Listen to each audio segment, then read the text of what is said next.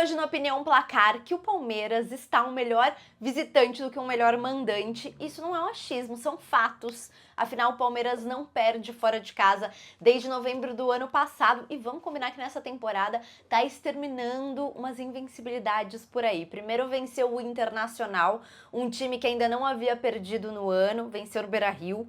Depois, acabou com a invencibilidade do Fortaleza lá no Castelão e agora acabou com a invencibilidade do Ceará dentro de casa, um time que ainda não havia perdido como mandante nessa temporada.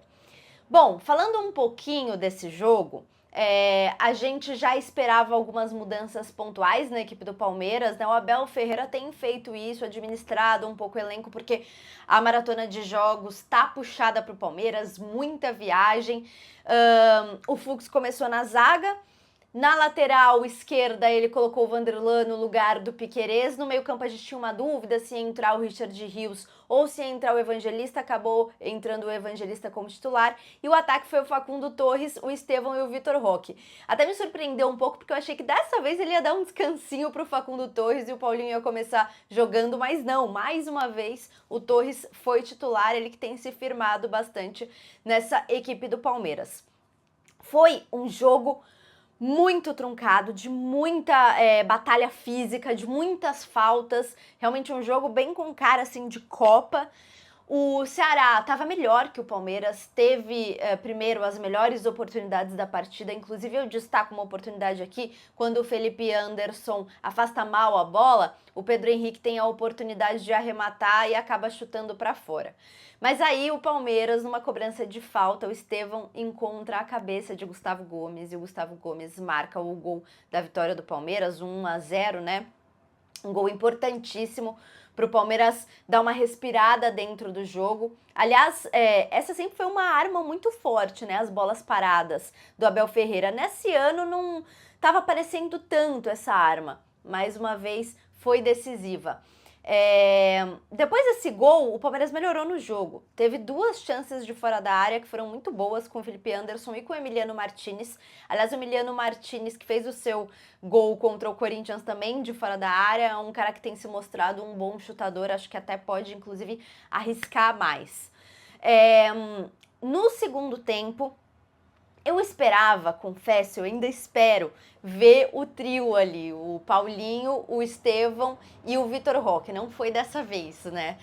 Nas mexidas do Abel Ferreira, ele tirou o Vitor Roque e o Estevão para a entrada do Paulinho e do Maurício.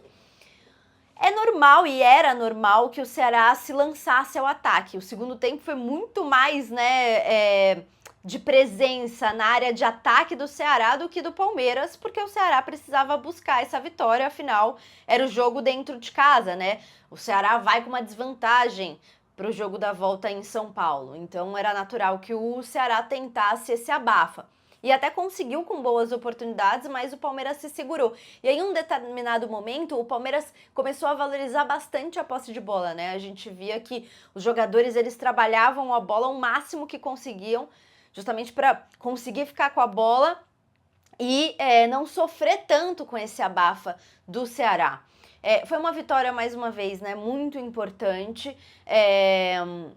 O Ceará acaba vindo com uma desvantagem aí que é difícil, a gente sabe que é difícil tirar no Allianz Parque, mas o Palmeiras acabou de perder dentro de casa para o Bahia no Campeonato Brasileiro. O Bahia que faz uma grande temporada e o Ceará também tem muito potencial, então é um sinal de alerta, né? O Palmeiras, claro, tem uma boa vantagem, mas precisa saber administrar, jogar com inteligência. Mas uma coisa que eu queria destacar, hoje o Vanderlan completou 100 jogos no profissional do Palmeiras. E ele é um jogador que divide muitas opiniões, enfim, até porque quando ele surgiu, o torcedor do Palmeiras esperava que ele fosse o dono da lateral esquerda e ele não conseguiu se firmar dessa forma, né? Acho que é engraçado, às vezes eu sinto, isso é só realmente um achismo, né? Mas eu sinto que às vezes ele tem um pouco de medo, não sei, de se lançar ao ataque. E ele é um jogador tão veloz que pode utilizar essa qualidade dele. Mas hoje foi muito importante em alguns desarmes, inclusive no primeiro tempo, foi crucial ali para manter o placar em 1-1, numa chegada do Pedro Henrique, né? Ele, de forma previdencial, chegou ali dentro da área para desarmar o jogador do Ceará, então queria fazer esse destaque aqui, porque é isso, o Vanderlan acabou não se firmando como a gente imaginava, mas hoje teve momentos importantes.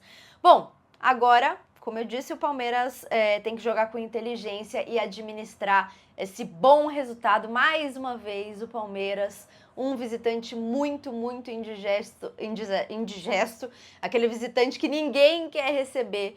Este é o Palmeiras de Abel Ferreira. E aí, o que vocês acharam do jogo? O que vocês querem destacar? Comentem aqui. Beijo e até!